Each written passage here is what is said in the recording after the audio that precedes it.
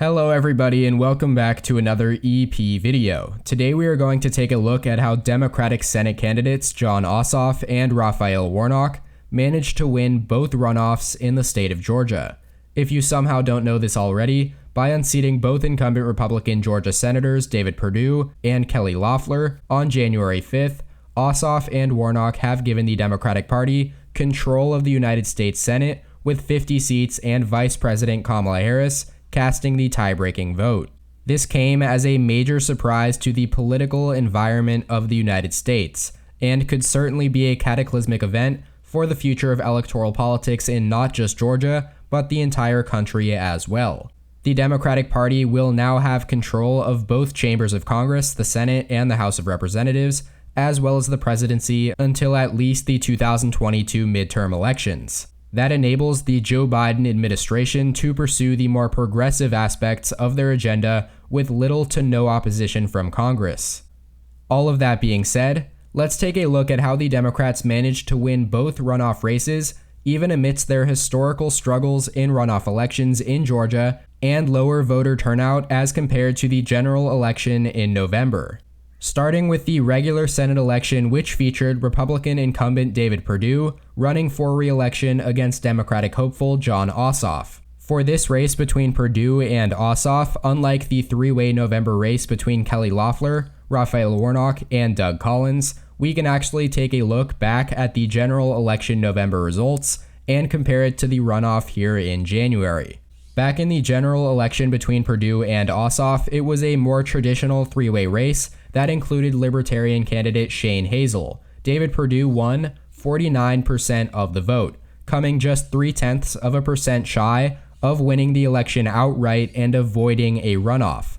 To be clear to those who still do not understand runoffs, runoffs occur in Georgia when no candidate receives a majority of the vote, so all candidates in the race receive less than 50%.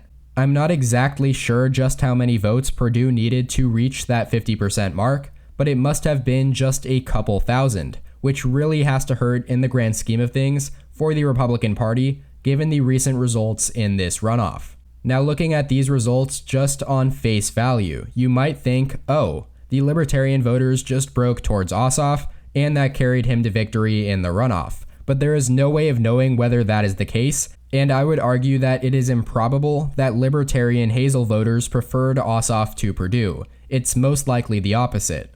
Ultimately, these races in Georgia really only came down to a wide variety of factors that did not have much to do with any of the four specific candidates.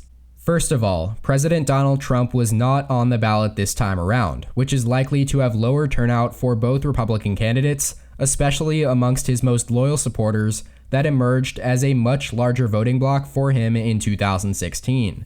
These are the type of voters that didn't necessarily feel inclined to vote in elections before Trump was a candidate, and likely are not very inspired to vote in elections prior to him being a candidate. Remember, in the general election in November, President Trump broke Republican turnout records and likely helped a lot of congressional candidates either hold on to or flip seats in the Senate and especially in the House. Turnout itself was not the issue for Republicans at all in the presidential election. It is just that Democrats voted at a much higher rate than they had in years past, largely due to expanded access to mail and early voting methods. So now in these runoff elections 2 months later, with similar Democratic grassroots efforts in place to enfranchise more voters, especially people of color that were historically suppressed in Georgia, Democrats maintained pretty high turnout within their electorate. While on the other side, Republicans had a turnout nightmare. In most Republican counties across the state, turnout hit anywhere from 70 to 80% of the general election turnout, whereas in several Democratic counties, voter turnout reached, and in some places even surpassed the general election. Furthermore, I am sure that the president's baseless claims that the election system in Georgia is fraudulent could not have helped convince more Republican voters to head out to polling stations at a very high rate. So on the one hand, the GOP could blame Trump's antics for the surprising losses in Georgia, but on the other, Trump supporters within the party could argue that the only reason turnout was so low was because Trump and everything that he stands for and represents was no longer on the ballot, and therefore, they could advocate for more Trumpism in the party going forward.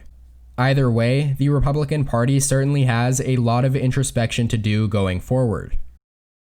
Getting back to the specifics of how the Democrats won these races though, it is hard to overstate how precedent-shattering this election was. Going into 2020, it was a political axiom that Democrats always fared worse in runoff elections than in the general. In fact, Republicans had improved on their margins in 7 out of the last 8 runoff elections in Georgia. It certainly helped Democrats that turnout was off the charts for a runoff election in Georgia. 4.4 million voters cast their ballots in these runoffs, which is more than in the 2016 presidential election. That is astounding. Additionally, it couldn't have hurt that $883 million were spent between these two races. However, looking at county-level results, the most important trend was that Ossoff and Warnock improved in counties that hold a high percentage of black voters. This includes counties like Clayton, in the Atlanta metro area, where Raphael Warnock improved 6 percentage points on Democratic presidential candidate Joe Biden. Also, in Georgia's more rural, so-called Black Belt, specifically Randolph County, Ossoff improved by 4 points over his November result. And according to the Fox News voter analysis, black Americans made up 32% of the runoff electorate, up from 29% in November. This corresponds with trends at the county level, which also show higher turnout in counties where a larger share of the population is black. Having said all of that, whether Democrats can keep their foothold in Georgia is another question. President Trump's unpopularity likely contributed to a Democratic-leaning national environment that may not hold in, say, 2022, when Raphael Warnock will have to run for a full 6-year term. And according to the presidential results, Georgia is still a slightly Republican-leaning state. Joe Biden won the state by 0.3 points, but he won the national popular vote by 4.4 points. So Georgia remains more Republican than the country as a whole. These runoff results certainly do hold promise for Democrats hoping to turn Georgia into the next Virginia, a formerly Republican southern state turned solidly blue by demographic change, but nothing is guaranteed as of yet. Please let me know in the comments section what you all thought of the results and whether or not you were surprised by them. I know I was. Also, make sure to leave more video suggestions in the comment section as well. Your thoughts and ideas are appreciated more than you know. I hope you all enjoyed this Georgia runoff analysis video. Make sure to like it down below if you did, as well as subscribe if you haven't already. Thank you all so much for watching. Check out more content from my channel here, and as always, tune in next time. EP out.